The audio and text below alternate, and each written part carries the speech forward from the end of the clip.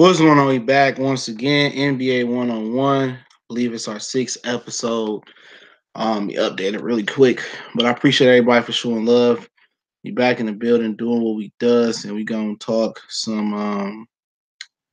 We gonna talk some NBA. Doing what we do the best. Give me 1 second before we start this on up.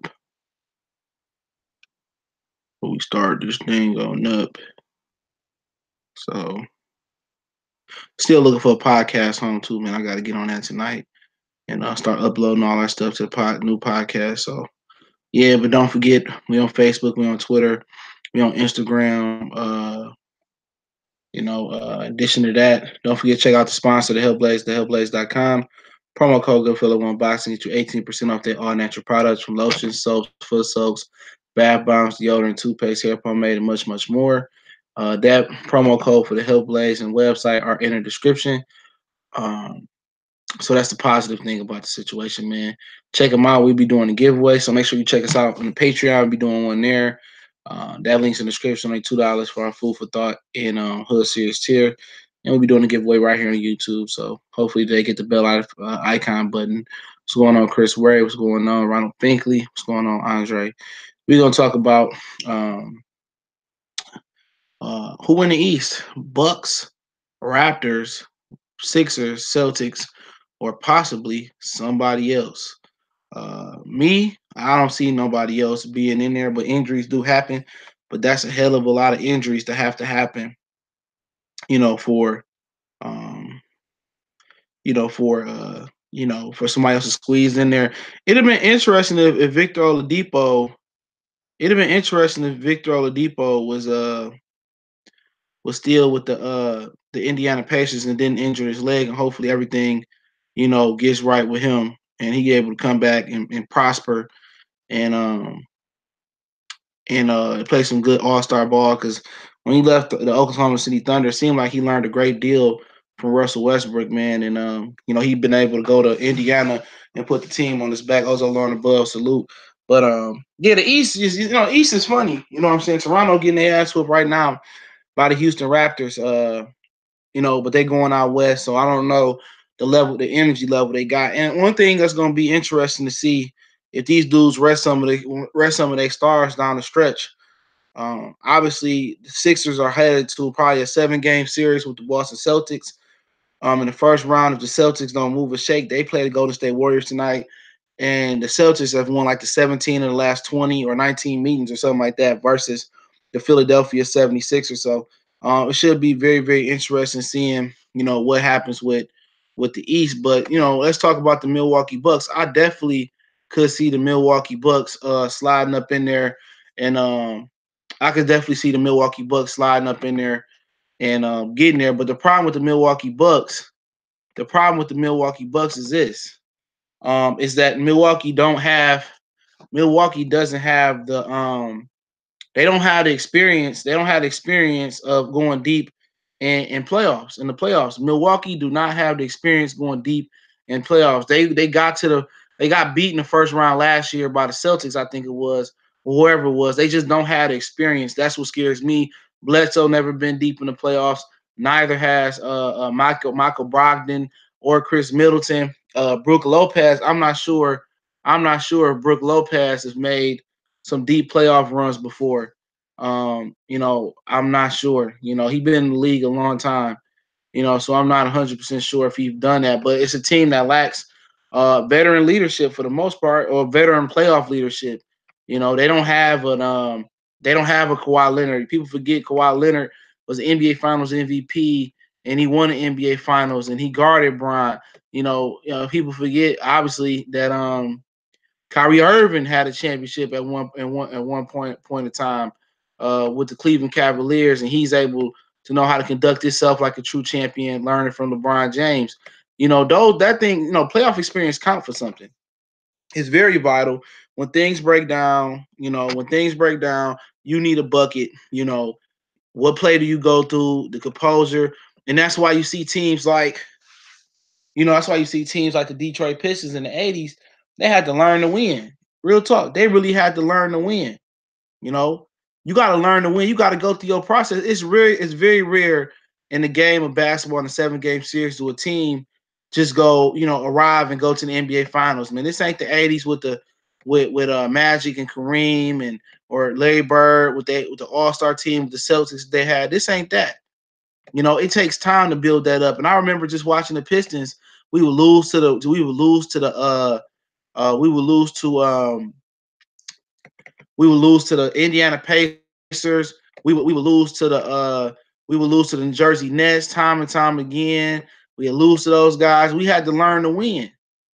Pistons, the '80s Pistons, the bad boys, they would lose to the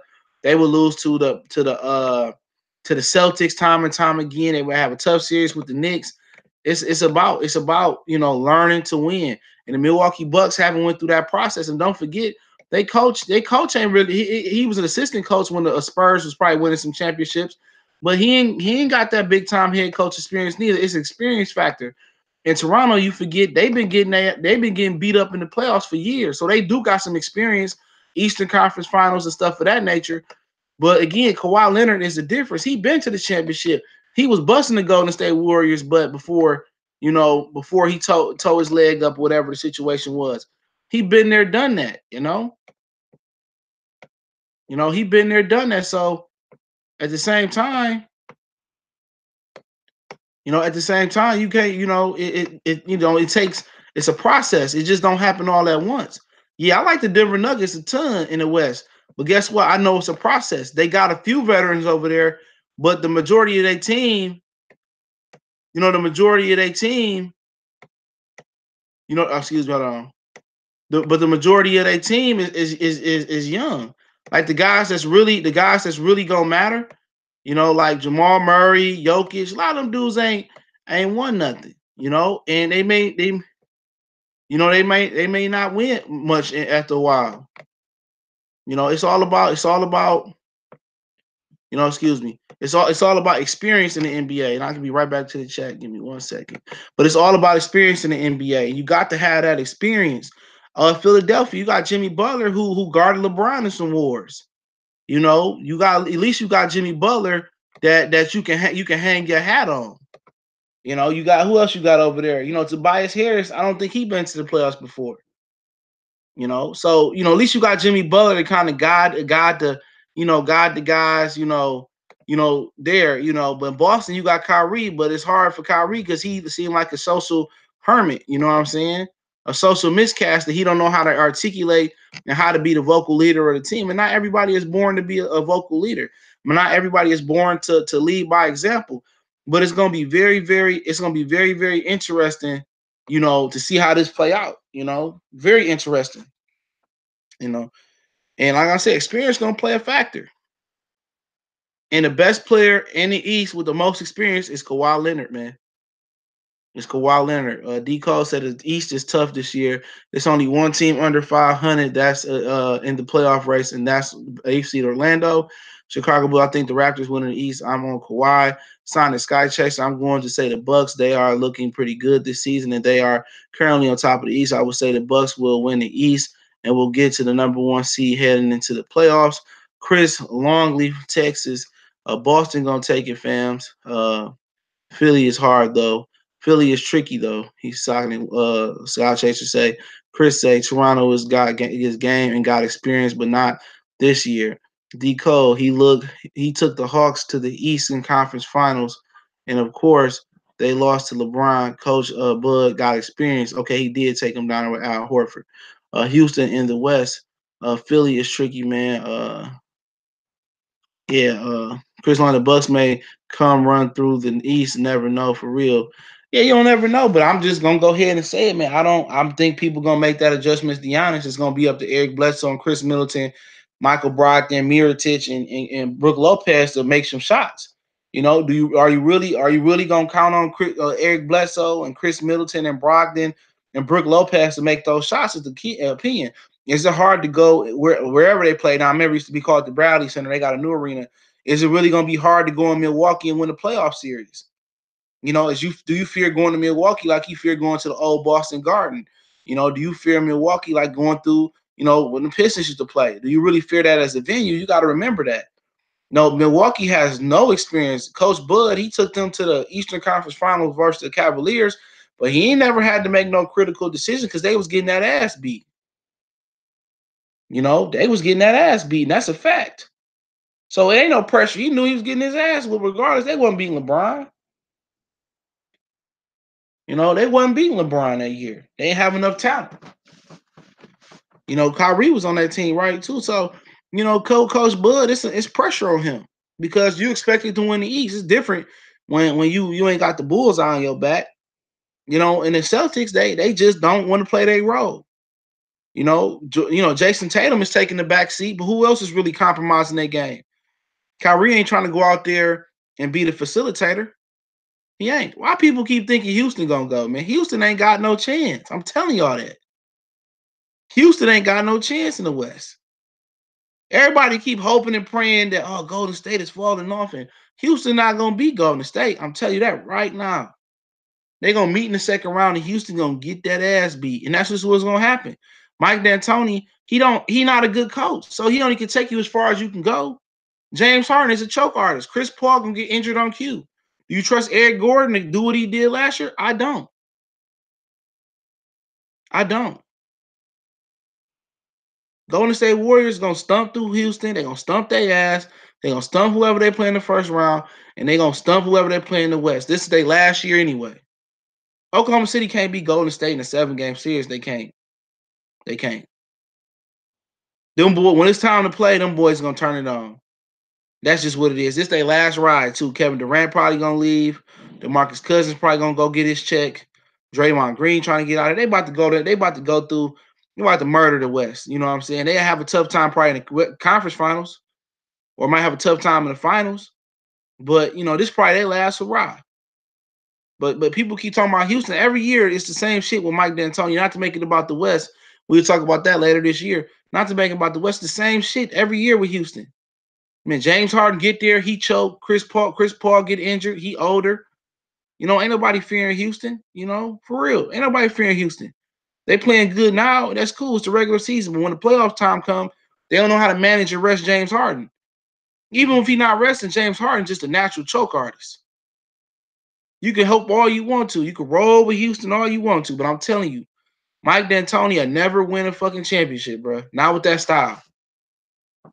They do all this shit with Steve Nash for years. They did all this shit with Steve Nash. And when it came to the playoffs, they got that ass beat. You can have all the hometown pride you want to have, but it's a fact. They need a better coach. This Houston last year to win it. If Houston don't win it this year, it's a wrap. It's a wrap. If Houston don't get the championship this year, it's a wrap. They too old. LeBron gonna re-up next year. Portland might add a piece or two. Denver gonna be top of the conference. I'm telling you that right now. Denver gonna be top of the conference, man. When Michael Porter Jr. get 100% healthy, they gonna make a deal or two. Houston gonna dominate the East for a minute. Dominate the West for a minute. That's just a fact. But the East, really, you got 4 teams that's built for now. What's so funny about it is about the East. What's so funny about the East is this: Milwaukee, the only one built for longevity. Real talk. Milwaukee is the only team built for longevity. Milwaukee is the only team built for longevity. That's it. Because the Sixers, are they going to sign back Tobias? Are they going to sign back Jimmy Butler? Joel Embiid? Nobody talking about Joel Embiid knee. I expect Denver to curl up in the playoffs. It's going to happen. They too young. But they got experience with Isaiah Thomas and Paul Millsap. They got some experience over there. I expect them to curl up. But come next year, they're going to be beating motherfuckers' ass. I'm telling you. When y'all see Michael Porter Jr. play, if he healthy, y'all can be like, damn, that motherfucker cold. He cold-blooded, I'm telling you. But Milwaukee is the only team out east that's built for longevity. That's it. Milwaukee is the only team built for longevity. They built to go into the future. Like I said, the Sixers, Joel Embiid is more injured than people know. He's still injured. He out tonight. Jimmy Butler might not like it there. He don't like the fit. Tobias Harris might go somewhere else and somebody else might give Tobias Harris the bag next year. Then you left with Ben Simmons. You left with Joel Embiid. Joel Embiid, He hurt. He gonna continue to be hurt. If they smart about it, if Joel Embiid have a good playoff run this year, you trade him. You trade him. You move on from Joel Embiid. You just move on from him. You get him while trade him while his value high, because physically he done. I would move Joel Embiid, and I would try to retain Jimmy, and I would try to retain Tobias Harris. Now that's only if Joel Embiid health don't improve. But how many big men with foot and back problems improve? They don't. They don't improve because Joel Embiid is he about to break down. So you got to try to get rid of him and get something for him, especially if you have a good playoff run. I'm moving his ass. Hey man, Denver. I go straight not Denver. I go straight to New Orleans. Hey man, I got Joel Embiid and whoop-de whoop whoop whoop. I give you my first round pick this year and next year. Joel Embiid for Anthony Davis and a little bit some nigga. New Orleans and send that motherfucker right over there. New Orleans and send his ass right over there. I'm telling you, in Boston, when Kyrie leave, people they not gonna be that good. I'm telling you that right now. They put Terry Rozier in there. I seen Terry Rozier. I seen him swallow get small in a big moment. They sitting over there talking about, they probably secretly saying, "Oh, we don't need Kyrie Irving." That one, last play, game 7 last year, in the conference semis and the conference finals, Terry Rozier wasn't nowhere to be found. They got to trade Joel Embiid. I'm telling you that right now. He done. No, don't no big man with a back and foot problem get no better. You got to get rid of him. You got to get rid of him. I'm telling y'all.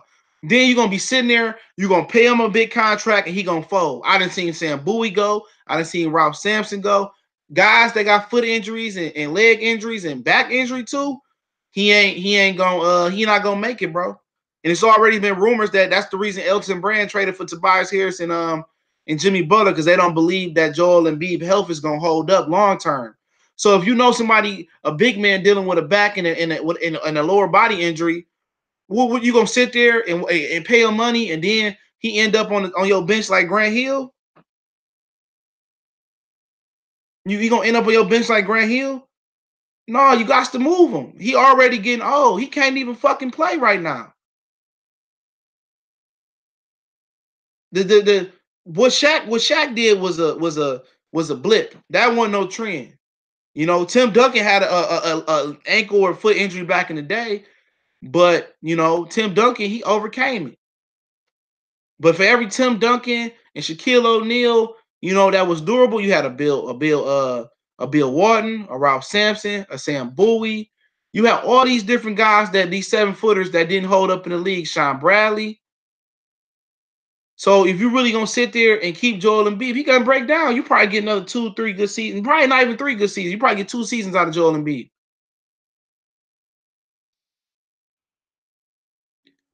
Blake Griffin gonna have a long time, to be honest. Blake Griffin changing his game. Blake Griffin has changed his game from being a player above the rim to being a skillful big man. Blake Griffin changed his game. Blake Griffin no longer depends on this athletic ability to get by. He played his game. Oh, Brett Brown can't coach for shit. I've been said that. The coaches I don't like, it's the Sacramento Kings coach, the Phoenix Suns coach, and the Toronto Raptor. I mean, not the Toronto Raptor coach, but Brett Brown from the 76ers. I don't like them. I get Becky Hammond over Brett Brown. He can't coach for shit. He can't coach his way out of a paper bag. He can't coach his way out of a paper bag. I take Becky Hammond and have her coach the 76ers. I guarantee she get farther. And I ain't saying that because a girl, but I'm just saying in general, she get farther than Brett Brown. I don't know where these dudes get their credentials from. Now, Mike Malone in Denver, he can coach. You know what I'm saying? Mike Malone in Denver, he can coach. We know Doc Rivers can coach. Mike D'Antoni can't coach. I'll tell you all the coaches that can't fucking coach. Who else who you got up out of there, man? Who can't coach? It ain't too many coaches I don't like. I like Fizdale from Knicks. Only the problem I got with Fizdale from the Knicks is this. Okay, this is the problem I got with him, and I don't want to make it about the Knicks or nothing like that. And I ain't no Knicks fan and no shit like that. Okay, I ain't no Knicks fan. But all I'm saying is, you can't be sitting there playing the young guys 20, 30, 40 minutes one night, and then the next night they get 5 minutes. Come on, man. You got to let the young guys run. You got to let Dotson, Tier, you got to let Robinson, you got to let them young kids play. You got to let the young kids play. David Finsdale will play Dotson for 40 fucking minutes, 5 minutes, and then don't play the motherfucker for 2 or 3 games, or pay him 10 minutes for 2 or 3 games. You can't do that. You got to let them young players get in the rhythm, get acclimated to the NBA. You know, they got to push through the rookie wall and all that, man. All them players that like the coach from the Kings, he getting better though with the way he got his rotation. But I remember back in the day with the Pistons, Larry Brown and Rick Carlisle had a rotation with the Pistons, man. You know, I noticed when I watched every Pistons, I'm a hardcore Pistons, but back then I watched them. And Larry Brown, every like second time out in the second half, in the second quarter, he had pulled Tayshaun Prince out. He had them motherfuckers on a work schedule. You know, he had them on a perfect schedule. He managed their health. He managed they everything. So one person playing 50, 60, 40, I mean 48, 40, 45 minutes a night, he balanced the team. The Pistons was built from depth on up. We had a starting 5, starting 5, and Larry Brown knew how to do that. That's the problem with Brad Stevens. That 24 years old don't matter. Go to ask Bill Walton when his knees went out. Or go ask Rob Sampson when his shit went out. You know, him and Hakeem Olajuwon was gonna be bad. Age ain't nothing but a number in my Aaliyah voice. Once you a big dude over 7 foot and you got back and knee problems, man, the percentages say you probably under 10% you're gonna have a successful 10-year NBA career. You probably under 10%. I guarantee you. I seen it too many times in the NBA. Too many times. Antonio McDyess is one of the dudes that overcame the odds. Antonio McDyess was top 3, top 5 player in the Denver Nuggets. He hurt it. He blew his knee out. Antonio McDyess was crazy. People talk about Sean Kemp. Antonio McDyess was that guy. Blew his knee out. Went from being one of the top players in the league to shit. We hadn't known where the fuck Antonio Dice had went. But he came back. He worked on his jumper. He became a skillful big man, reinvented himself, got back in the league and made a name and made some more money for himself. Because Antonio McDyess was the real deal. Holyfield. You talk about, you know, forgotten hoopers. Antonio, I'm gonna do a retro hoop series. McDyess was getting it off the bounce. McDyess was doing what Kemp was doing, but I guess he was in Denver. He wasn't, man. McDyess was a bad boy. McDyess was a bad boy. I remember Antonio McDyess, and I'm telling you all, man, they be talking about depth in the NBA, man. These niggas ain't fucking with the 90s or the 80s, bro. You know what I'm saying? Them dudes in the 90s, man, they had depth. It was some guys that, you know, that would be shooting the lights out if they played and they had the green light, like they're having the green light in today's game. You know what I'm saying? It's some dudes. The Raptors came back. There's some like Rex Chapman. Remember Tom Chambers was banging on cats. I mean, Dan Marley would have been shooting that. People forget. People Stromile Swift would have thrived in today's game. People forget about shit. I just had his name on my head. Man, I can't. You said you threw me off. You said Stromile Swift. It was another young dude, man. It was another dude that was an animal. You know, Stanley Shrimp, he was another one shooting the lights out. Dan Marley was another one shooting the lights out. You had a lot of good players back in there. People forget Terrell Brandon. Terrell Brandon was another one before he injured his knee. Mark Price was another one before he injured his knee. People had Brad Daughtry. You had some. You remember motherfuckers sleep on Persian Doughboy. Steve Smith was another one. People forget how beastie Chris Webber was when he came in the league. Man, you had some killers, man. Tim Hardaway, Chris Mullins. You had Jamal Mashburn, Mitch Richmond, Nick Anderson. But once Nick Anderson missed them free throws in the finals in the Magic versus the Rockets, Nick Anderson wasn't the same hooper. You know what I'm saying? For those who remember that, you know, man, young Ray Allen was an animal. Young Ray Allen was an animal. Who else we got to talk about? I mean, Allen Houston, when he left Detroit, was an animal. Miami, they was giving dudes problems. You know, man, the league was on fire. The league was on fire. People still ain't forgetting Nick Anderson for missing them free throws.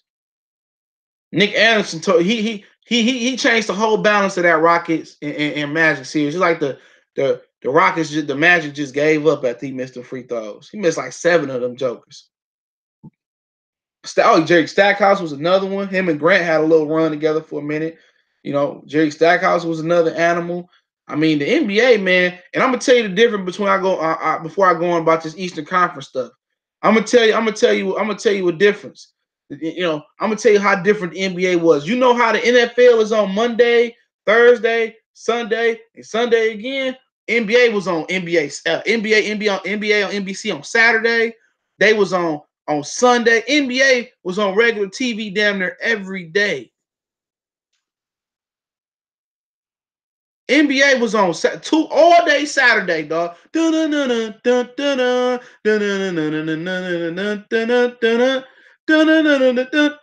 that shit was on all day inside the NBA.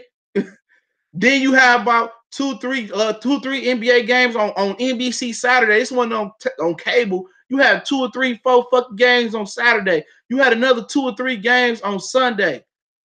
You had NBA all weekend. Like you got the NFL and college football. You had NBA all weekend. All day. That's all you heard, dude. Especially after the football season. It wasn't just no one NBA game on ABC. Man, you had triple headers on NBC and triple headers on ABC. NBA was cold-blooded in the 90s, bro. Cold-blooded. They production, the way they set up the finals, man. The NBA had a show before this. Then you had the one show. What's the one basketball show you had come on Saturday mornings? They was in the school and shit. I can't remember the name of it. They had the little kids in high school and they would be hooping on NBC, and then you would go into a little bit later NBA inside the stuff, and then before you know it was afternoon basketball. By the time you blink, shit, it was 9 o'clock, 10 o'clock, 11 o'clock at night. You trying to go ahead and plug in Live 96 or Live 97, Hang Time, the name of it. You trying to oh, that motherfucker downstairs with my daughter. She didn't even go to school today. She was sick. But you go talking about my dog, he downstairs. So yeah, he ain't had no problem with me. I ain't had no problem. She keep it on. They sleeping, laying around. Whole weekend of NBA, man. NBA was everywhere in the 90s, man.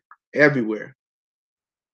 Heath was shooting from distance, scoring machine for the. Oh yeah. He protested the anthem and shit. He was the first one to do it. Yeah. I can't remember that name, but I remember the show. Yeah, Hang Time. It was Hang Time. I remember that Joker. Saturday was all basketball with me. I wake up, go to my games early in the morning. I get home. We might go to the mall, get something to eat after the games. I watch Hang Time before the game or right after the game. We get up and I come home and I watch basketball all day. I used to love basketball. I didn't even look at the NFL like that. It was Michigan football on the weekends and basketball. That was it. I used to love me some fucking basketball. That's all I just do was hoop. I'd be only nigga outside, cold as hell at the park hooping. That's all I did. NBA was life in the 90s. Everybody wanted to be like Mike. Everybody. Everybody wanted to be like Mike, man. Motherfuckers out there hooping with the Jordans on and shit. We wanted to be like Mike. That's how you know the NBA. That's how you knew the NBA was on top. Shit, with LeBron controlling the NBA, it ain't nowhere near what it used to be like. And I can remember it. And it's kind of like when people go back and listen to Tupac music, or they go back and listen to a Nas album or the old Chronic album. Like, really, you hearing it and it's cool. But once you got memories attached to it and you've been listening for so long, it's a different feel. In that era of basketball, it'll never come back. It'll never come back. Watching, Mike kill the Jazz Dreams every year, dominate the fucking Portland, dominate the Lakers. It was just the dominance of Michael Jordan that I remember. Michael Jordan was the 9 niggas in a tough conference. He didn't have no cakewalk like LeBron. This motherfucking man, Shannon Sharp. Oh, he got swept by the Celtics. Well, shit, that was one of the greatest teams of all time, the '86 Celtics. It was amazing. And he was battling with Reggie Miller. He was battling with Reggie, and Reggie used to give Michael the business, man. Reggie used to come off them screens. Boop. Oh, we going to game 6 and we going to game 5. Reggie used to be balling, bro. Reggie Miller used to give Jordan some good work. Reggie used to give Jordan some good work. I watched that firsthand all the time when they played. Reggie could just never get over that hump.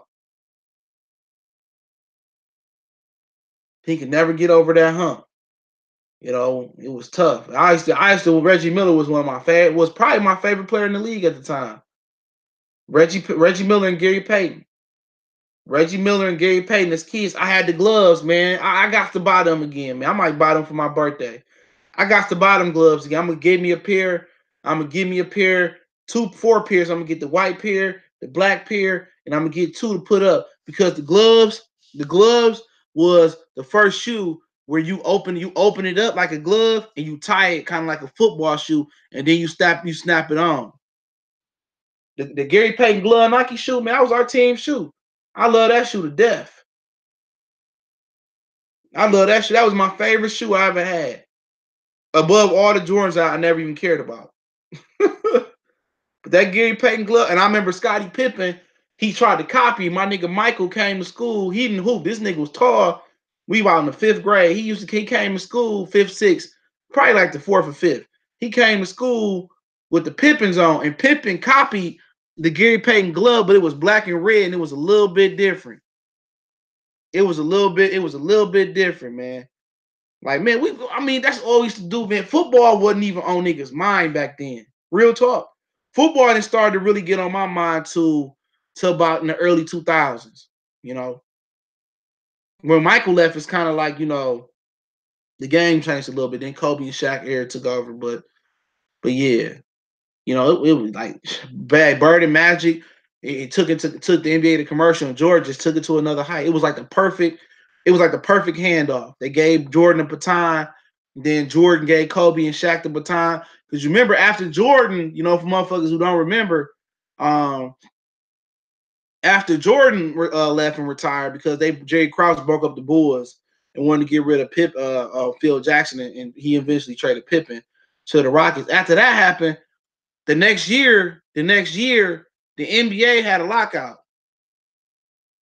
The next year, the NBA had a lockout. Then when the NBA had a lockout, they came back in the middle of the season, played a half a season. David Robinson, Tim Duncan got their first championship over Patrick Ewing, old ass, in the Knicks. That was the last time the Knicks was in the finals. I remember watching all that shit. The NFL became popular for real in the early, like 2003-ish, 4-ish, 5. Like right around the time Michael Vick was popular. Like when he was on the front of Madden, that's when the NFL really, really took off. Real talk. That's when the NFL, I watched it. I watched the Super Bowls, and I cried and watched the Lions get their ass whooped throughout the 90s. I cried. I watched. I had the Barry Sanders shoes. I had Barry Sanders cleats the Lions gave my dad for him fixing their team bus. I don't know why the fuck he let me wear them. We were talking about that shit a couple weeks ago. I should have put them jokers up because I had a few years later, probably not even a few letters, I met Barry Sanders. I met Barry Sanders. He was at a restaurant in West Bloomfield called Champs. And I met Barry Sanders. He could have signed him. My mom used to work the games and shit. I had the black and blue Lion bag, and I had the cleats. They weren't even cleats. They was like the Bo Jackson football gym shoes and shit like that. So yeah, it was life in the 90s, man. Rap was good, basketball was great, NFL was all right. My favorite team to watch other than the Lions was John Elway getting Super Bowls. Because Terrell Davis was my guy. Terrell Davis was my guy. The way Terrell Davis used to hit that hole, I love me some Denver Broncos and John Elway.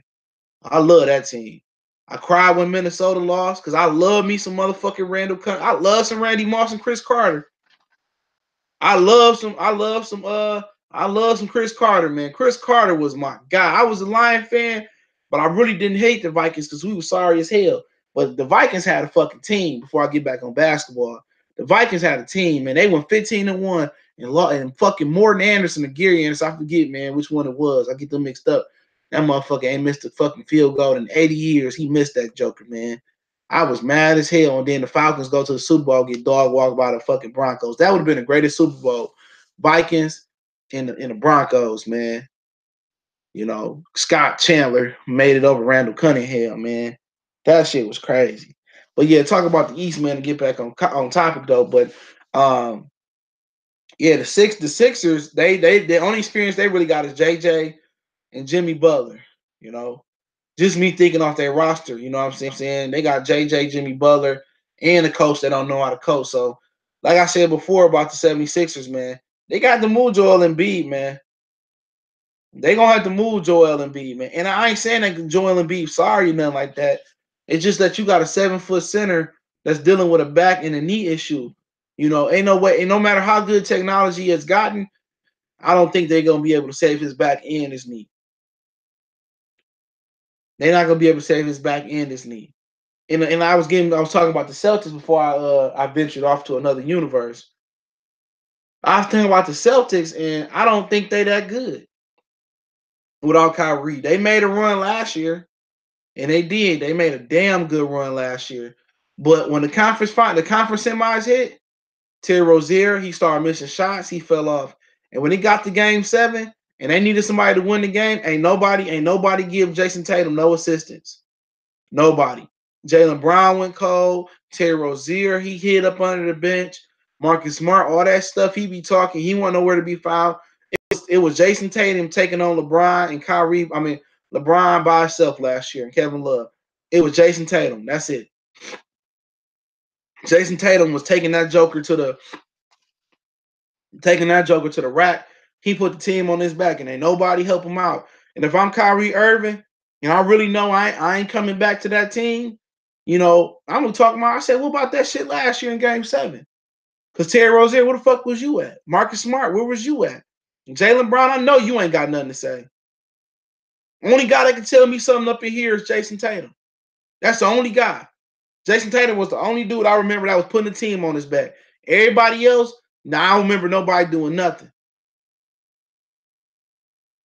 Jason Tatum was the only one taking on Brown by himself. That's it. Because Terry Rozier, he left his game in the second round. He took his game and he left his game in the second round. Jaylen Brown, he shouldn't even have showed up game 7. You know, and Jason Tatum, man, he only one. And then he the only one making sacrifices for the team. He the only one making sacrifices for the team. He's sacrificing his game, and people saying, well, you know, Jason Tatum garbage, man. You know, I told you that he wasn't better than this woo woo woo woo woo. Yeah, because he the only one sacrificing. Ali, what's going on? Angel 313. I'm still gonna call you Angel. I don't care what you say. He said Kyrie being a crybaby, nigga, a good team coming off a conference finals appearance. He's just too sensitive. Yeah, it's hard. Yeah, it's different though. It's like you coming into work every day and they blaming you for the problems. Because just last year it was working before he got injured. He was passing the ball, he was moving the ball. Oh, he was Kyrie, and then the white boy, and then the white boy get the pass though. All the white boys get the pass. Gordon Hayward, this motherfucker can't even you know walk up the court no more. He get a pass. Though. Anybody saying shit about Gordon Hayward? You know, Brad Stevenson, he don't know how to cut his rotation off. He's still trying to play Theus and Aaron Baines and OJ and all these or whatever these dudes. Now he trying to play all these and accommodate everybody else. He ain't trying to tell Gordon Hayward, hey man, just sit it down and rest your leg up and nothing like that and cut his rotation. He ain't in there trying to cut into the team. That's the difference between you having a real coach. He too passive. He probably scared of them niggas in that locker room. I wouldn't say Gordon Hayward done. Everybody ain't Paul George. Everybody ain't gonna recuperate like Paul George. You know, us brothers, we got special abilities, man. And that's why I did that video about Danny Jacobs and boxing, saying that he from Africa. Nah, man. You know, man, Africa being saying you from Africa, that's a broad statement. It's 1,000 it's 1,000 countries in that continent of Africa. You know, and it's proven documentaries, it's proven stuff out there to prove that the Black Americans are not African descent. The Egyptians enslaved our people. Now, have we mixed with maybe some Ghana, some Nigerians, some Egyptians? Yeah. It's a study showing that our bone structure look different. Our bone structure looks similar to people from Nigeria and Ghana and Zimbabwe and all that, but it's different. It's a difference that you could tell. And then our people have been enslaved by the Egyptians, and they have been enslaved. That was our curse. We always was going to be enslaved for disrespecting the Most High. We went back to the Middle East. Them people got enslaved. You know, we in America and we still enslaved.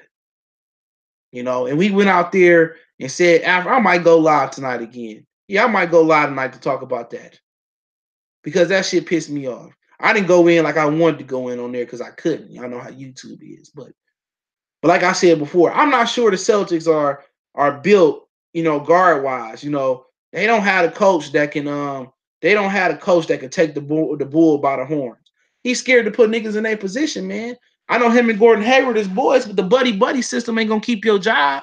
The buddy buddy system ain't gonna give you a championship. This is Brad Stevenson and Danny Ainge pasty ass fault. You know what I'm saying? You got to sit there. You can't just say, "Oh, it's Kyrie fault." And every best player ain't a leader, man. Every team best player ain't the leader. This they fault. Danny Ainge got to come down. If Danny Ainge got to come down and say, "Look here, man, Brad Stevenson, look here, Gordon Hayward, shut that shit down for the season." Banks, Theus, and whoever else y'all got on the bench. Hey, man, y'all minutes being cut. This is what we running with. We running with Kyrie. We running with Brown, Tatum, and we gonna run with Al Horford, and then we gonna whoever else we gonna run with. We gonna run with Smart, or we gonna run with Morris. That's what we gonna run with. But I would do something a little bit different though. I would run with Kyrie. I would run with with Smart. I would run with Tatum. I would run with Brown, and I would run with Horford. I would Terry Rozier would be my first guard off the bench. Then I would bring Morris off the bench, and then everybody else. Then it just be whatever you get in where you fit in. I'll be running the 7 men. If I need the big man, then I put Theus or I put Baines in on field. You got to really narrow down that bench. You can't be going into the playoffs playing 10 or 15 players. No, you can't do that. You can't go into the playoffs playing 10, 15, 12, the whole bench. No, you got to cut your bench down. And they need to start practicing that right now. They need to start practicing that right now. But they trying to make everybody happy, and they scared to be the alpha male in the locker room full of tough dudes. Because you got some tough personalities in there. Kyrie, if you say something to him, he might not show up for a week or two. He might go see if the world really flat around. Marcus Smart, the thug, he might bring a pistol in the party. You feel me? He might bring a pistol in the party. Give me a second. Tatum is pretty cool. Horford is pretty cool, but Morris is them fucking thugs too. Terry Rozier seemed like he kept a little tutu in his fucking Vaseline jar. But like I said before, that's what I would run with. I bring Morris, Rozier, a couple of them dudes off the bat. I run just like that, man. I understand what people say put in Smart. I mean Morris. I ain't mad at it. I'm running with them jokers because I know I got all defense out there. I tell Brown, look here, man, just hit your open threes and just defend. That's your role. Smart, you just defend, and then if you get an open shot, you take it. Nothing more, nothing less. Horford, you do what you do. But Kyrie and Jason Tatum, this your team. It's Kyrie and Jason Tatum got the green light. They got the James Harden. That's how I'm rocking. That's how I'm rocking. Anybody else not named Kyrie or Jason Tatum on the floor? No, y'all ain't got the green light. Those are the only ones on the team that got the green light. Everybody else, your role is what I told your role to be. And if you don't like it, we can get your ass on the bench. And that's what you got to do. Brad Stevens is scared to speak up to them brothers. That's your role. You got to open shot Smart, shoot it. You got to open Smart Horford, shoot it. You got to open Smart, open shot, Brown, you shoot it. But other than that, don't be looking to great shit. Don't be looking to do nothing out your scope of support. Let Kyrie and Jason Tatum carry this team. And then whoever got the high hand after that, that's who we going to roll with. And it's as simple as that. Making sure they understand, identifying their roles, make sure they understand their roles. And then if they don't feel their roles, then they can get the fuck up out of here. Because guess what? I can go ahead and switch my lineup in. I put Morris in. I roll with Rozier. I roll with Smart. I roll with Rozier. I roll with Smart. I put Hayward in this joker. If you don't do what you're supposed to do, then get the hell up out the team then. Real talk. If you don't want to fill your role, hey, man, sit up the end of the bench. You know, Terry Rozier, you trying to get paid. That's how you fix that. You know, that's exactly how you fix that. Like, look, I'm not having that shit. I'm not having it. I'm not having it. This is what you're gonna do. Kyrie and Jason Tatum, they got the green light. Everybody else, y'all out there for defense and hit open shots. That's it. And if you don't want to abide by them rules, get out of here. But either way, even if the Celtics, Kyrie walk next year, they might end up with Zion. They might end up with Jay Morant. But real talk, Jason Tatum is the number one dude on the team, but it ain't his team yet. It ain't his team. It really ain't. Because if it was his team, if it was Jason Tatum's team, Jason Tatum would assert itself. Jason Tatum would go and take control and leadership. He'd speak up. He's not ready for that yet, though. And that just leads you to say either gonna come down to the Bucks or the Raptors. Don't matter. It don't really matter if the Bucks win it this year, the win the East this year. If they don't, guess what? They built for the long term. Boston Celtics, they're gonna have to bring a rookie in. They gotta try to get Anthony Davis. If Kyrie Irving will walk, they're gonna try to get Anthony Davis. It's just I mean, it's gonna be tough for them. Milwaukee is a surefire thing. Milwaukee gonna be there more than any other team in the East. It's gonna be Milwaukee. Then the Raptors, Kawhi Leonard leaving regardless. Kawhi Leonard not staying in Toronto. So Toronto gonna go into rebuild mode. They're gonna trade Kyle Lowry and they're gonna rebuild from the ground up. So we already lost them. Philadelphia 76ers, like I said before, they got a choice to make. Oh, what's going on, Narco Chop on TV? They got a choice to make. Either we gonna trade Embiid and try to keep Butler and Tobias, or not. And then they got to find him a coach, because Britt Brown suck. Because I'm telling y'all, the chances that Joel Embiid survive a back and a knee injury, whatever the fuck he dealing with, at 7 foot is slim to none. So you got to try to get that joker off on somebody. He a dominant player, but you see, this is the first season he trying to play 82 games. He can't do it.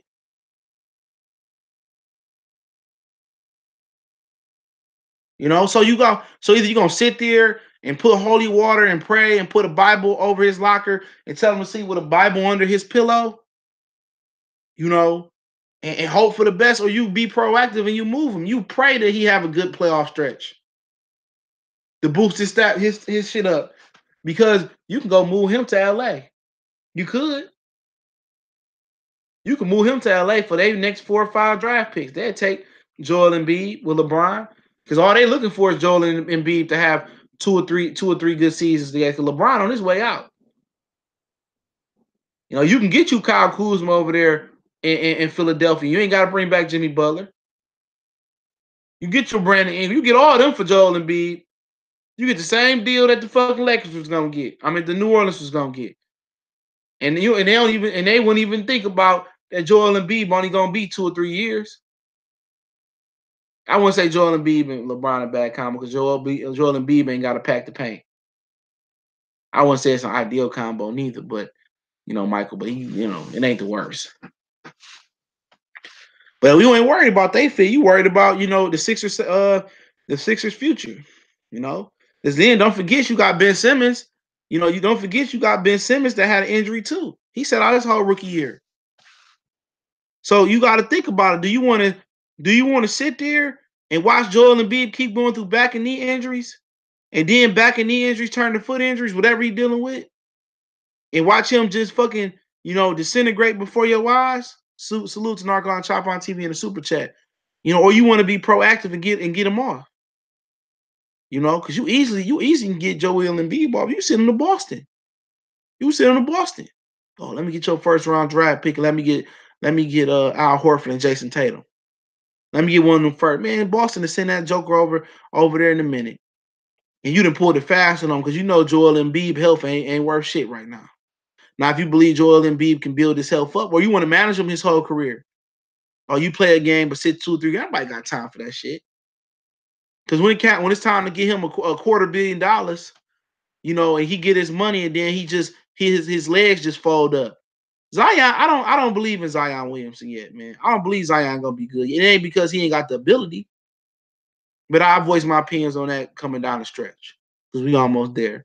But Boston got the brightest future out of all of them, dude. Because the Sixers gonna lose Kyrie Irving, and you don't know how good Jaylen Brown is, how good Terry Rozier is. It's gonna take a minute, whatever rookie they bring in. The best case scenario for the Celtics is not getting Zion Williams. It's losing Kyrie, you know, and trading some. They got to trade them dudes, man. They got to move them dudes over there. They got to take Smart. They got to take Rozier. They got to trade them and get a superstar and then fill them in with role players around them. They got to.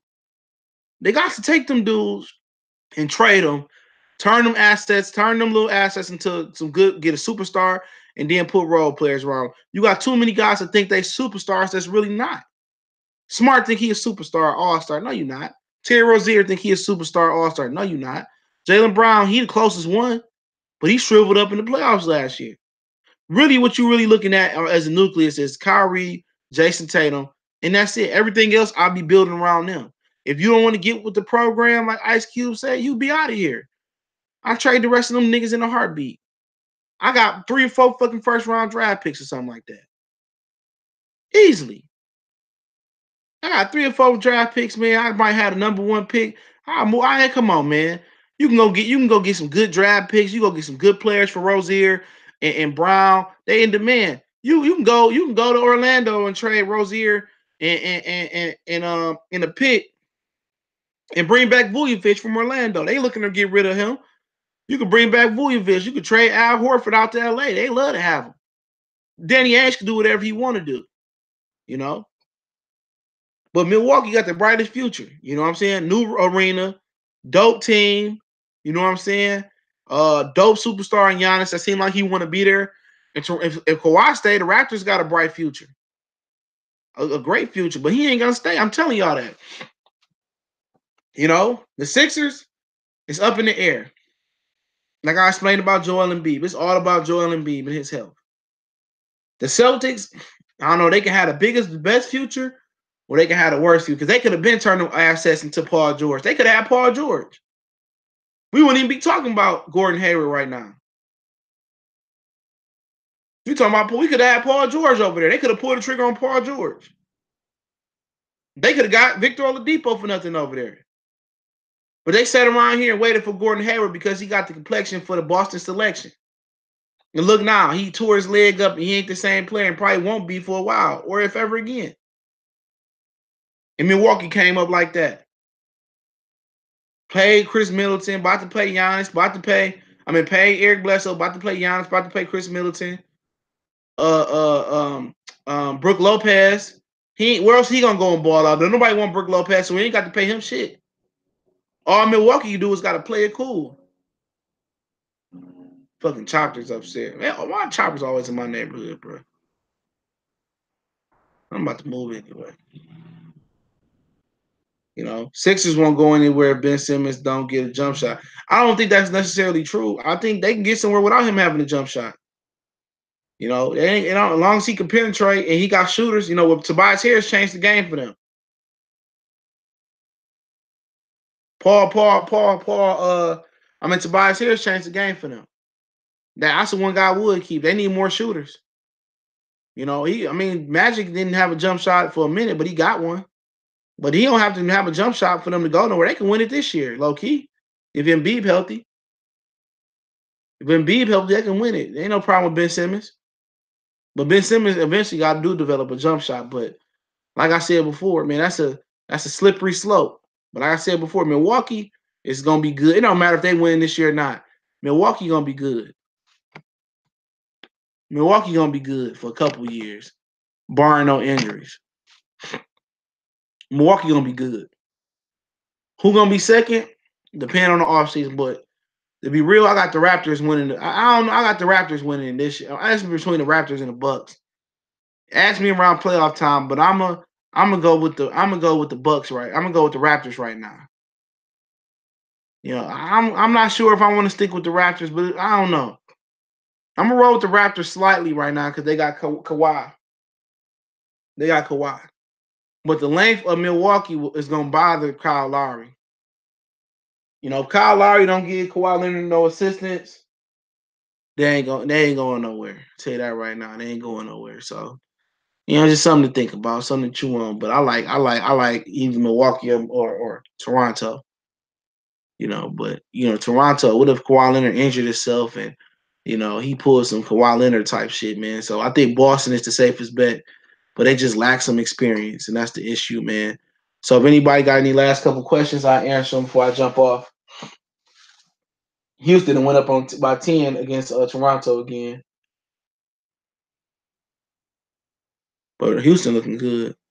They got Gasol now too. Oh man, that motherfucker been nuked. Gasol, man, that motherfucker ain't been shit since he was in Memphis. So like he got to the Lakers and just was the softest dude in the league, man. I had put a post up early about I had put a post early about Kobe and Hannah, you know, really took that sorry team with Bynum and Gasol and them on there. You know, I think I had Art Lamar Odom. He was good, and Shannon Brown. Oh, Callie was saying Andrew Bynum was a beast. No, he wasn't. Andrew Bynum wasn't shit. remember that the Lakers had beat was it the Boston the second time? It was one of them they beat, and Andrew Bynum didn't even play in the finals. Well, that could be an advantage for Kawhi Leonard too, because he'd be more healthy. Hawks coming up with Trey Young. Truth was, yeah, he good. Yep, he got to get some. He got to gain some. He got to get stronger though.